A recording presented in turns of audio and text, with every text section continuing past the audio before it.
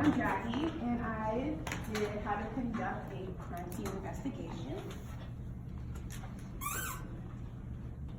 Okay. So there are very different types of physical evidence that are included in a criminal investigation. So first you have biological evidence, which is like your hair, blood, saliva,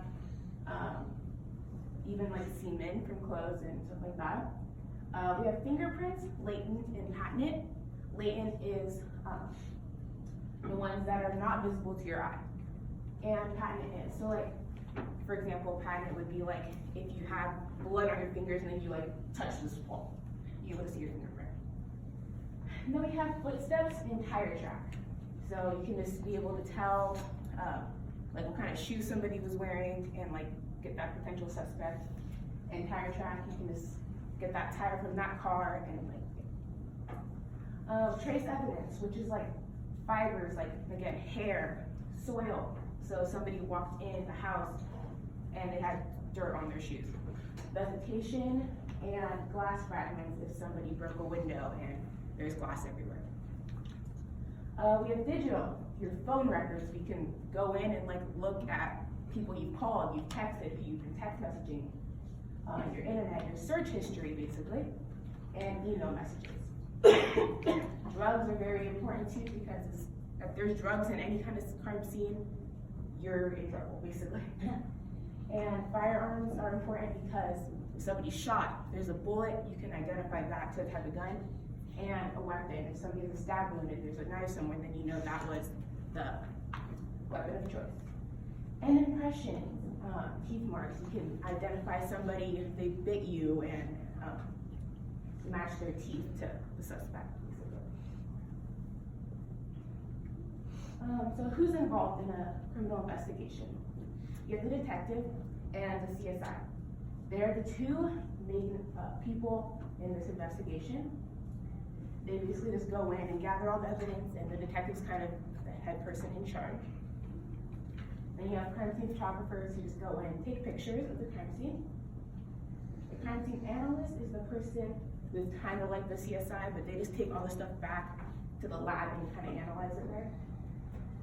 And you have a crime scene reconstructionist, who basically they use science and physical evidence and reasoning to kind of identify the series of events that led to the crime or whatever happened.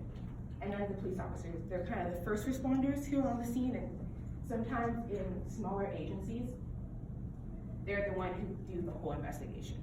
And in larger agencies, you have people who, you have specialized detectives and crime scene investigators.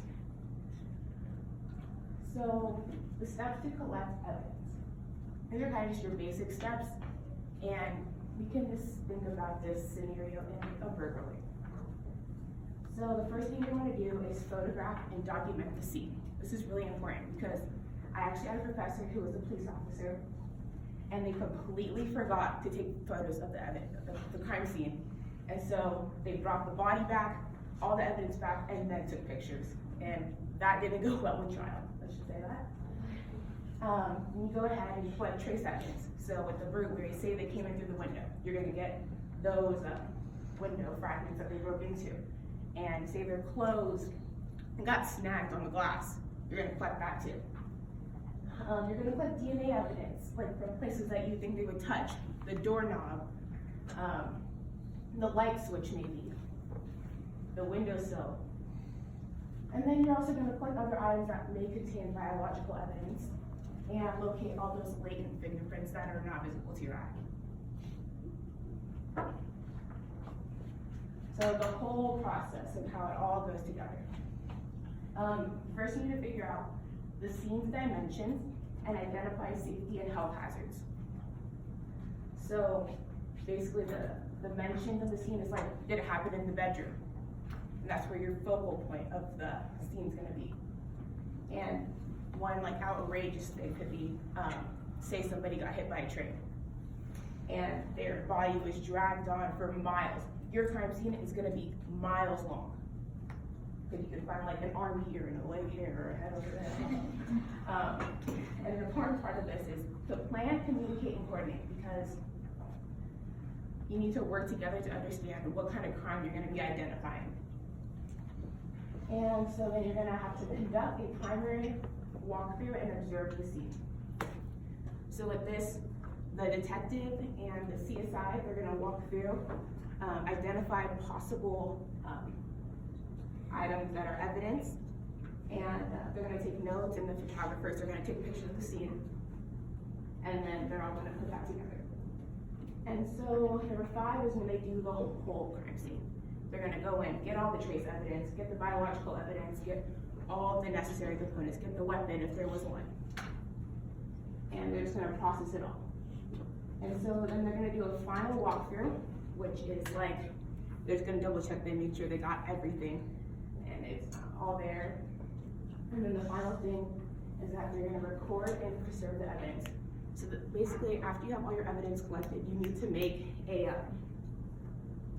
log. And all your evidence and your descriptions have to match your photos.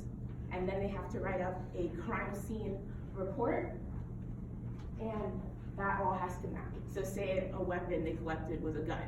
That gun's serial number has to match the description, has to match the picture, and all of that. And it has to be all in the report so it's ready for trial.